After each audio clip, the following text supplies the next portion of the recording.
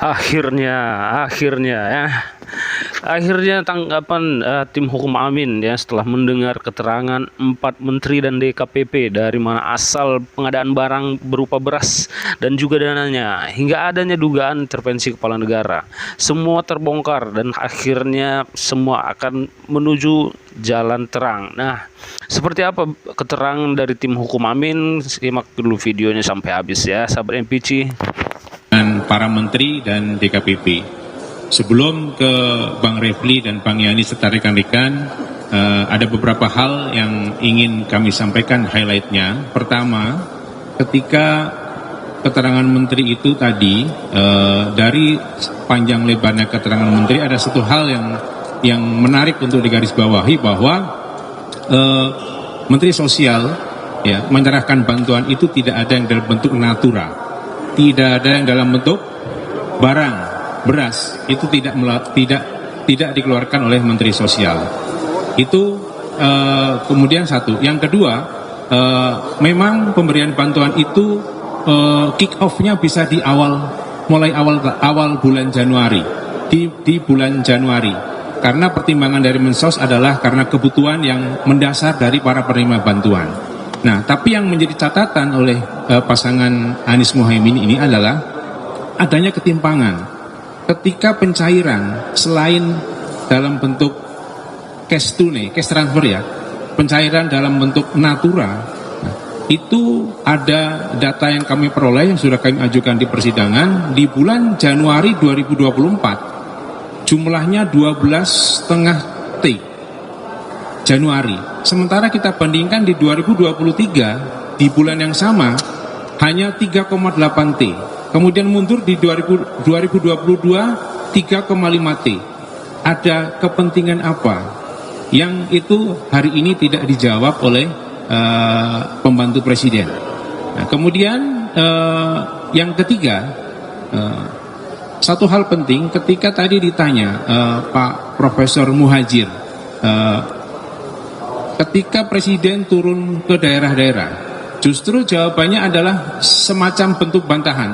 Apakah mungkin presiden hanya turun di 100 titik, tapi kemudian berpengaruh kepada elektoralnya sang putra, tapi kemudian itu diminta di stop oleh majelis. Ini menunjukkan bahwa ada intervensi, ada kepentingan elektoral dari terjunnya langsung presiden ke titik-titik tertentu yang katanya untuk membantu orang miskin, tapi titik-titik yang dituju adalah bukan kantong-kantong warga negara miskin, warga masyarakat yang miskin. Terakhir, yang highlight yang terakhir berkenaan dengan hadirnya DKPP.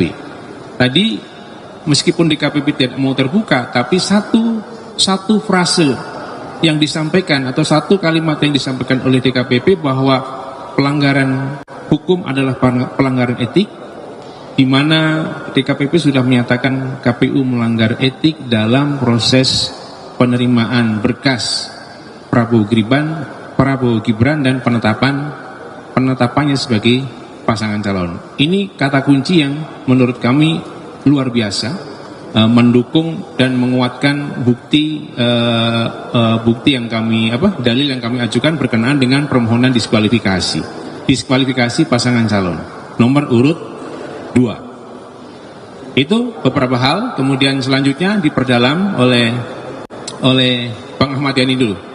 Silakan. Terima kasih. Assalamualaikum warahmatullahi wabarakatuh, rekan-rekan media. Bahwa pada hari ini kami sungguh bahagia ya, sungguh senang, bergembira, dan kami nggak lemas, bersemangat betul kami ini, ya kan? Dan tidak nampak kan tanda-tanda kelemasan seperti itu, sebagaimana tadi dikemukakan seperti itu. Enggak sih iya. Dari apa yang kita dapatkan dari persidangan ini, ada hal-hal yang menurut saya kunci, pokok persoalan, inti dari gugatan yang kami ajukan maupun gugatan yang diajukan oleh pihak 03. Persoalan-persoalan yang selama ini yang terungkap di fakta-fakta persidangan yang ada, baik dari keterangan-keterangan saksi, keterangan-keterangan ahli maupun argumentasi kami dalam posita, ya, itu sebenarnya terkonfirmasi dicoba, ya kan, diperdalam oleh Yang Mulia. Saya kira 8 hakim Mahkamah Konstitusi ini mencoba memperdalam, dan itu dikonfirmasi secara langsung argumen-argumen dan bukti-bukti yang telah kami ajukan. Saya kira kami bersyukur sekali, pertanyaan-pertanyaannya cukup tajam, pertanyaan-pertanyaan yang diajukan oleh majelis menyangkut pokok persoalan yang kami persoalkan, tapi jawaban yang dilakukan oleh kementerian saya kira jawaban standar, jawaban yang bersifat normatif, apa yang dipaparkan seperti itu. Tidak menjawab pokok persoalan yang sesungguhnya, dan tidak juga sesungguhnya membantah dalil-dalil kami seperti itu. Contoh, tadi sudah dikemukakan menyangkut masalah bansos. Itu masalah bansos ini. Kan ada durasi waktu, ada proses perencanaan, ada proses pembahasan, ada proses pengesahan, dan ada proses yang diundangkan yang namanya undang-undang tentang bansos itu sendiri. Nah, ini kita mendalilkan bahwa dalam proses yang namanya di akhir Desember, Januari, Februari, sebagaimana diargumentasi kita bahwa tidak ada korelasinya dengan argumen sebelumnya yang disebut El Nino, sesungguhnya akhirnya dibantah juga oleh Ibu Sri Mulyani. Jadi tidak dalam konteks bahwa ada El Nino, tapi memitigasi. Ini jauh dua hal yang berbeda antara dampak El Nino dan memitigasi persoalan. Terus yang kedua adalah juga tidak dijawab juga dengan tuntas itu, menurut saya, apakah yang dilakukan, ya kan, dilakukan oleh kementerian yang ada seperti itu sesuai dengan TOSI, tugas dan fungsi, sebagaimana dikemukakan, ditanya oleh Pak Arief. Saya kira Pak Arief menanyakan yang lebih konkret pertanyaannya, tidak bersifat abstrak. Bagaimana bisa Pak Muhajir bisa menjelaskan kehadirannya di 2 tempat itu ikut membagi-bagikan sembako itu sendiri dalam konteks TOSI dia itu sendiri, kan koordinasi, ya kan, sinkronisasi, dan dia langsung masuk hal-hal yang bersifat praktis, tidak memberikan jawaban yang akurat, yang tegas. Begitu juga Pak Erlangga tidak memberikan jawaban yang tegas, bahkan terkesan apologia, ya kan. Tak kala ditanya apa hubungannya dan masalah kepartaiannya, dia menjawab ya yang jelas kantongnya bukan kantong berwarna kuning. Saya kira ini cara, ya kan, adalah cara debat ya yang dari sejak dulu untuk menghindar. Itu adalah ilmu debat untuk menghindar dari pokok persoalan yang inti, pokok persoalan seperti itu. Nah, ada hal yang menarik saya kira, kalau memang korelasinya untuk mitigasi, Pak Erlangga menyatakan kenapa harus memberikan bansos pada durasi waktu yang tadi dikemukakan itu dalam rangka untuk stabilisasi harga. Bagaimana fungsi pemerintah untuk menstabilisasi harga? Faktanya, nah ini fakta. Pada waktu yang telah disebutkan untuk stabilisasi harga, sebagaimana ahli kami menyebutkan, justru dalam sejarah publik ini harga beras melambung tinggi seperti itu. Jadi ini kontras apa yang diomongkan tadi, terjadi anomali. Pada satu sisi dia ingin menyatakan bahwa apa yang dilakukan ini dalam rangka stabilisasi harga, pada kenyataannya harga melambung tinggi sepanjang ada sejarah Republik Indonesia ini. Juga dia tidak bisa menjawab juga. Dia menjawab hanya sekilas, ya kita kalau tidak cukup, ya kan, berapa sih sesungguhnya kebutuhan kita?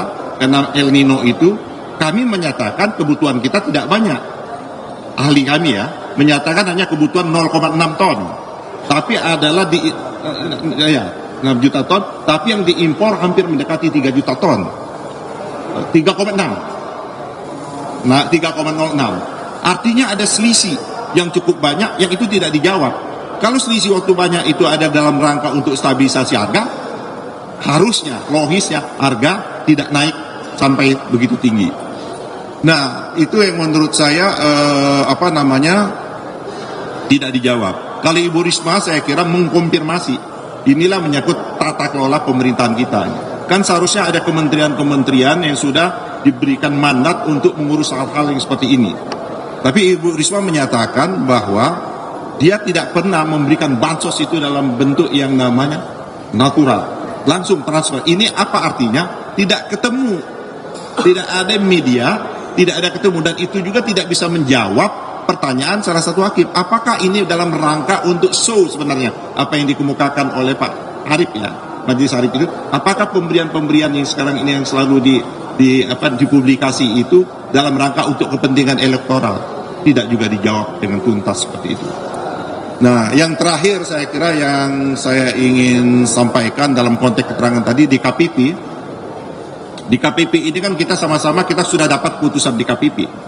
Kita sudah baca keputusan di KPP dan kita sudah menghadirkan juga pihak yang terlibat dalam proses di KPP itu sendiri. Memang ketua di KPP tidak menjawab secara tegas karena ini terangkut masalah etik dia. Tapi ada clue yang dikasih, ada kata kunci yang dikemukakan oleh ketua di KPP itu, ini jelas-jelas ada ketidakpatuhan terhadap proses yang ada, yaitu ada putusan Mahkamah Konstitusi yang seharusnya, ya kan, ditindaklanjuti, tapi tidak ditindaklanjuti oleh KPU. Nah, itulah yang disebut adalah tidak melaksanakan tugas dan pokok KPU itu dengan bersandarkan pada nilai-nilai dan aturan dari KPU itu sendiri. Nah, ada yang lebih penting lagi, tak kalah dikejar pendalaman, kalau tidak salah Hakim Yusak ya, Daniel ya, yang menyatakan sudah ada perubahan baru berdasarkan peraturan juga. Setiap aturan-aturan KPU itu wajib yang namanya dikonsultasikan dan diundangkan. Nah, ini yang menurut saya setiap keputusan yang ada yang dilakukan oleh Mahkamah wajib ditindaklanjutkan, wajib untuk dilakukan konsultasi dan wajib untuk diundangkan. Di persidangan di KPP yang kita dapat, tapi tidak disampaikan di sini putusan itu, bahwa proses itu tidak dilalui oleh KPU. Oleh karena itulah maka dia diberi peringatan keras dan terakhir. Ditanya kenapa dia terakhir terus kan? Dia hanya menunjukkan masalah kualitas kesalahan itu. Menurut kami itu yang menurut kita kalau sudah terakhir berarti sudah tidak ada terakhir lagi. Harusnya kan, apa kata hakim, kenapa nggak dibuang saja, ya kan? Apa bahasanya hakim tadi? Diempaskan apa dibuang? Kayaknya dia tidak mau menjawab juga secara konkret. Nah, akhirnya secara menyeluruh dari persidangan awal, dari saksi-saksi yang dihadirkan, dari bukti-bukti, tinggal nanti memang menurut saya yang mulia memberikan kesempatan juga pada kami. Belum pernah ada juga kan terobosan juga ini. Ini menunjukkan bahwa peradilan ini tidak hanya peradilan kuantitatif, sebagaimana didalilkan hanya mengukur sengketa hasil. Buktinya kita bisa juga memberikan penilaian, respon terhadap beberapa keterangan oleh menteri ini dalam kesimpulan kami. Seolah akan kami rumuskan, ya kan, kesimpulan ini dan menjadi lebih tajam lagi sebagaimana yang telah kami ajukan dalam permohonan kami. Dan insya Allah kami yakin betul ini memang Jumat yang berkah.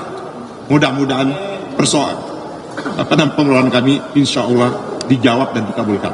Terima kasih. Bila taufiq hidayah. Assalamualaikum warahmatullahi wabarakatuh. Iya, kalau Bang Yani lama lagi saya pulang. Assalamualaikum warahmatullahi wabarakatuh. Keren cadang. Jadi kawan-kawan semua, saya gembira ya. Hari ini sudah berakhir sidangnya dan kita hanya akan menyiapkan kesimpulan. Tapi kata menyiapkan kesimpulan itu luar biasa sesungguhnya.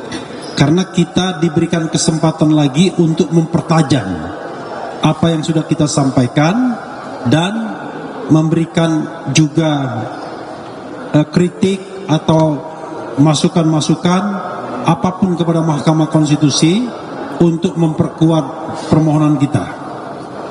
Logikanya sederhana. Kalau MK mau menolak permohonan kita, ngapain dia bikin instrumen baru kesimpulan? Dan boleh juga menanggapi apa yang terjadi tadi. Oke, saya akan mereview secara umum, tidak spesifik hari ini. Jangan lupa kawan-kawan semua, permohonan 01 itu petitumnya adalah diskualifikasi terhadap 02 atau setidak-tidaknya diskualifikasi terhadap Gibran dan diperintahkan pemungutan suara ulang. Ingat, pemungutan suara ulang, bukan pemilu ulang, seluruh Indonesia. Jadi kalau ada yang mengatakan itu akan mengganggu kalender ketatanegaraan dan lain sebagainya, itu omong kosong, bullshit, ya, omong-omong. Kenapa begitu? Ingat nggak waktu saya mengajukan judicial review terhadap unregistered voters bisa memilih itu pada tanggal 6 Juli 2009 dan kemudian pilpresnya 8 Juli 2009, bayangkan. Itu putaran pertama. Memang tidak terjadi putaran kedua, tapi intinya adalah ini baru bulan April. Jadi masih jauh ke Oktober kalau kita bicara akan terjadi kekosongan hukum. Nah, untuk mendukung petitum tersebut atau permohonan tersebut, kami memulai dengan satu pendekatan yang barangkali tidak lazim bagi permohonan sebelumnya, yaitu kami hanya menekankan dan hanya mengutamakan aspek kualitatif saja. Kami tidak menghitung angka-angka, karena kami katakan angka itu didapat dari kecurangan. Bagaimana kita kemudian mau beradu angka, sementara angka yang kita ingin adu itu didapat dari kecurangan, yang tidak saja dalam proses pemungutan dan penghitungan suara, tapi jauh sebelumnya, sebelum pencoblosan dilakukan. Oke? Dan pintu itu sudah terbuka bagi kami, yaitu bahwa MK sudah kembali menegaskan dirinya bahwa mereka adalah pengawal konstitusi, the guardian of the constitutions, dan itu putusan 2004 hingga 2019. Kalaupun kemudian belum pernah dikabulkan, itu soal lain. Kenapa? Karena permohonan terdahulu itu tidak convincing, tidak meyakinkan. Nah, permohonan ini insya Allah sangat meyakinkan, ya. Karena itu kami yakin bahwa peluang besar untuk dikabulkan, insya Allah. Amin, amin. Kalau wartawan ada yang mengaminkan langsung 100% ini, ya kan?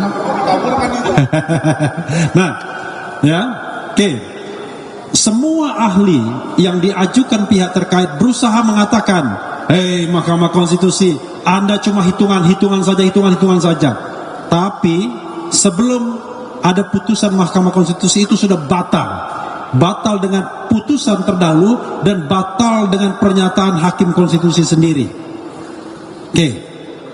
Dalil pertama, ya, saya tidak akan mengumpulkan 11 dalil, cuma 3-4 dalil saja. Dalil pertama, bahwa penetapan Gibran sebagai wakil Presiden Prabowo Subianto, calon wakil Presiden Prabowo Subianto, itu menurut kami bertentangan dengan hukum dan konstitusi. Melanggar hukum, artinya melanggar peraturan perundang-undangan dan melanggar juga konstitusi, melanggar asas pemilu yang luber dan jurdil, serta KPU yang harusnya mandiri. Ada dua hal di sini sekaligus menjawab dalil kedua, yaitu sudah expressis verbis bahwa memang ada pelanggaran karena PKPU sebagai dalam tanda kutip hukum acara pendaftaran tersebut itu tidak diubah dan diperkuat dengan Hakim Konstitusi Arief Hidayat yang mengatakan putusan MK itu ada yang self-executing dan non-self-executing. Self-executing itu adalah langsung bisa diterapkan tanpa diperlukan adanya tindak lanjut berupa misalnya pembentukan peraturan pelaksana atau perubahan peraturan pelaksana. Tapi ada non-self-executing, dan kami yakin yang dimaksud Yang Mulia Arief Hidayat non-self-executing itu adalah termasuk putusan MK nomor 90 yang itu pun kontroversial, yang itu pun yang kata Yusril kontroversial, yang katanya harus diubah, ada penyelundupan hukum, tidak ada waktu bagi KPU untuk mengubah PKPU-nya karena waktu tinggal 4 hari lagi, dan bagaimana konsultasi dengan DPR karena DPR sedang reses. Itu kata Prof. Yusril, yang kemudian berbeda sebelum dia menjadi kuasa hukum 02 dan berminat menjadi wakil presiden pada waktu itu. Kita bukan anak kecil, ya kan? Semua ada kepentingannya, kan? Nah, tetapi ternyata betul apa yang dikatakan Prof. Yusril itu, tapi yang dulu, ya. Jadi memang dalil pertama terbukti, oke? Dalil kedua, tidak independennya KPU atau penyelenggara pemilu yang lainnya terbukti juga. Paling tidak dari kasus terkait dengan penetapan Gibran Rakabuming, terlihat bahwa KPU memang sengaja untuk memancing agar ayo mendaftar dengan mengeluarkan surat edaran. Apakah KPU tidak paham bahwa harus mengubah peraturan KPU-nya? Paham mereka. Tetapi karena DPR-nya reses, mereka berusaha melakukan penyelundupan. Wah, itu bisa dipermasalahkan, itu pelanggaran kode etik juga itu. Jadi melakukan penyelundupan dari saksi yang menjadi lawyer di DKPP. Penyelundupannya itu apa? Penyelundupannya adalah dia mengajukan perubahan peraturan KPU itu kepada Dirjen Perundang-undangan tanpa konsultasi DPR. Fortunately ditolak oleh Dirjen Perundang-undangan. Nah, ini menunjukkan bahwa KPU tidak independen. Padahal apa urusannya? Dia kan bisa mengatakan, oke, ada putusan 90, tetapi karena tidak ada waktu untuk mengubah PKPU, maka putusan tersebut belum bisa kami laksanakan. Karena kalaupun kami laksanakan, akan cacat prosedural, seperti yang dikatakan Yusril Iza Mahendra, akan dipersoalkan orang, dan terbukti, ya kan? Akan dipersoalkan orang. Implikasinya ada persoalan-persoalan seperti ini, dan itu bisa inkonstitusional. Maka dalil kami, yang setidaknya ada penyelenggara pemilu yang tidak independen from the beginning, itu sudah terbukti juga. Bagaimana dengan Bawaslu? Sama saja. Terlihat betul bahwa Bawaslu itu tidak memproses hal-hal yang memang jelas-jelas merupakan pelanggaran. Seperti misalnya yang namanya mobilisasi aparat desa.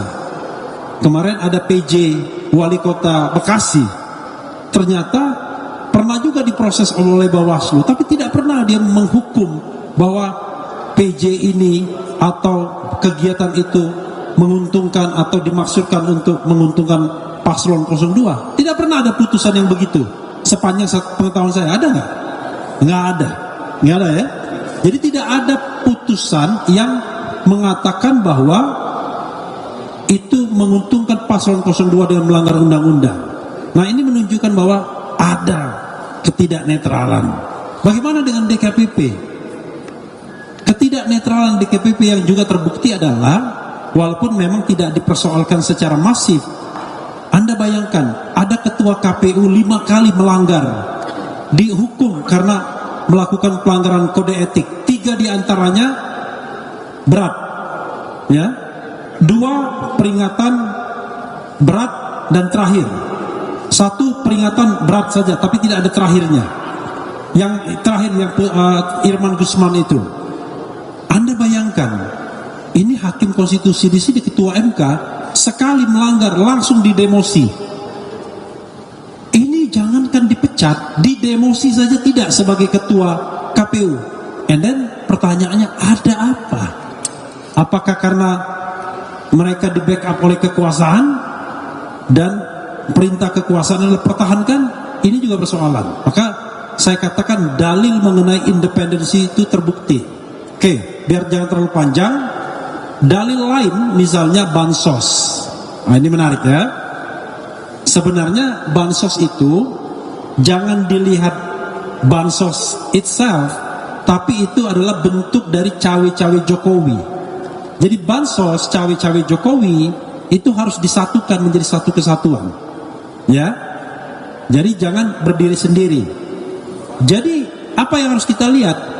Perencanaan jahat, perencanaan kecurangan. Itu yang harus kita lihat. Bukan berapa besar bansos yang digelontorkan, bukan apakah kemudian sudah disidangkan atau tidak, tetapi apakah ada perencanaan kejahatan pemilu untuk memenangkan paslon tertentu dalam tindakan-tindakan cawe-cawe Jokowi, yang salah satu instrumennya adalah penggelontoran bansos. Kalau kita jeli melihat apa yang disampaikan oleh para menteri dan juga dari sidang kemarin, maka ada beberapa hal yang paling telak. Misalnya yang paling telak itu adalah kenapa kemudian timingnya itu betul-betul sebelum pemilu. Sederhana, kenapa kemudian realisasi bansos itu meningkat tajam dari 5 triliunan, 5,88 triliun tahun sebelumnya menjadi 12 triliun lebih. pada bulan Januari. Kan tidak masuk akal. Kalau kita bicara rapel 3 bulanan, maka jatuhnya pada bulan Maret. Kalau rapel 3 bulanan, kenapa jatuhnya pada bulan Februari? Kalau kita pakai pikiran, itu sudah menunjukkan bahwa ada perencanaan kejahatan. Nah, mudah-mudahan hakim MK bisa menangkap ini semua. Jadi kawan-kawan semua, kami menganggap bahwa apa yang kami dalilkan tersebut terbukti semuanya.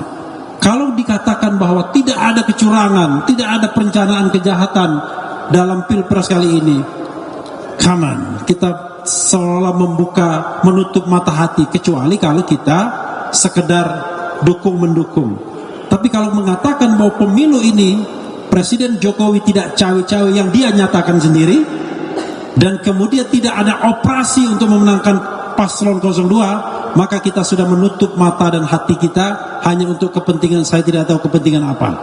Karena itu kami tidak ingin bahwa kecurangan dimenangkan, dan kami tetap tidak ingin bahwa pemimpin dipilih secara curang. Wassalamualaikum warahmatullahi wabarakatuh. Insya Allah kita menang. Amin.